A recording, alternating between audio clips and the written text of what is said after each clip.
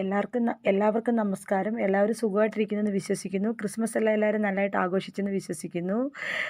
ഇന്ന് നിങ്ങൾക്ക് വേണ്ടി ഞാൻ ഷെയർ ചെയ്യാൻ പോകുന്നത് കരുണാനിധിയുടെ സമാധിയാണ്. കരുണാനിധിയുടെ സമാധിയുടെ അടുത്ത് തന്നെ MGRൻ്റെ സമാധിയുണ്ട്, ജയലളിതാമ്മയുടെ സമാധിയുണ്ട്. ഇവരെല്ലാം തമിഴ്നാടിൻ്റെ മുൻ മുഖ്യമന്ത്രിമാരായിരുന്നു.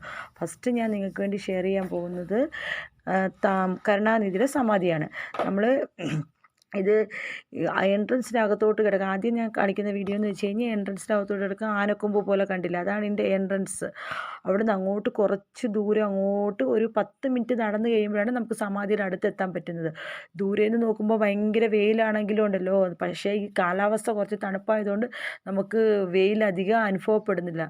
ഇപ്പോൾ വെക്കേഷൻ സ്കൂളൊക്കെ അവധിയായതുകൊണ്ട് ജനുവരി 5 മുതൽ ഇപ്പോൾ ഏകദേശം സ്കൂളൊക്കെ അവധിയായതുകൊണ്ട് നിറയെ പേരിങ്ങനെ വന്നു തുടങ്ങിയിട്ടേ ഉള്ളൂ. ഇപ്പം സമയം ഏകദേശം 3-3:30 ആയിട്ടുണ്ട്. അതുകൊണ്ട് ലൈറ്റ് അഡ്ജസ്റ്റ്മെൻറ്റോട് നമുക്കിപ്പോൾ കാണാൻ പറ്റുന്നില്ല.